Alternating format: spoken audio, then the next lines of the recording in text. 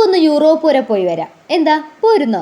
കാരണം നമ്മളിന്ന് ഉണ്ടാക്കുന്നത് യൂറോപ്പിലുള്ള ഒരാളെയാണ്, ഡെയ്സി ഫ്ലവേഴ്സ്. കേട്ടിട്ടുണ്ടോ നിങ്ങൾ? ഈ ഡെയ്സി ഫ്ലവേഴ്സിൻ്റെ ജന്മദേശം യൂറോപ്പ് എന്നാണ് പറയുന്നത്. അതുകൊണ്ടാണ് തുടക്കത്തിലേ ചോദിച്ചത് യൂറോപ്പിൽ പോയി വരാമോ എന്ന്. പിന്നെ ഡെയ്സി ഫ്ലവേഴ്സിനെ കാണാൻ വേണ്ടിയിട്ടാണെങ്കിൽ യൂറോപ്പിൽ പോകേണ്ട ആവശ്യമില്ല, നമ്മുടെ ഇങ്ങ് കേരളത്തിലും ഉണ്ട് ഇവൻ. പിന്നെ ഈ നാടും വീടും ഒക്കെ മാറുമ്പോൾ ചില ആൾക്കാരുടെ സ്വഭാവവും പേരും ഒക്കെ മാറുമെന്ന് പറയില്ലേ, അതുപോലെ തന്നെ കേരളത്തിലെത്തിയപ്പോൾ ഡെയ്സി ഫ്ലവർ സിംഗപ്പൂർ ഡെയ്സിയായി. നമ്മളിങ്ങ് കേരളത്തിലുള്ള ആൾക്കാർ എന്തെല്ലാം സാധനങ്ങൾ ഉണ്ടാക്കുന്നു, പിന്നെ ഈ ഒരു ഡെയ്സി ഉണ്ടാക്കാൻ വേണ്ടിയിട്ടാണോ ഇത്ര വലിയ ബുദ്ധിമുട്ട്? 2 പേപ്പറും ഒരു ഈർക്കിലും ഉണ്ടെന്നുണ്ടെങ്കിൽ ഒറിജിനലിനെ വെല്ലുന്ന തരത്തിലുള്ള ഡെയ്സി ഫ്ലവേഴ്സ് നമുക്കും ചെയ്തെടുക്കാം. ഞാനിവിടെ വൈറ്റ് കളറും യെല്ലോ കളറും പേപ്പറാണ് എടുത്തിട്ടുള്ളത്. ഇനി നമുക്കൊരു ടൂത്ത് പിക്കോ ഈർക്കിലോ എന്തെങ്കിലും വേണം.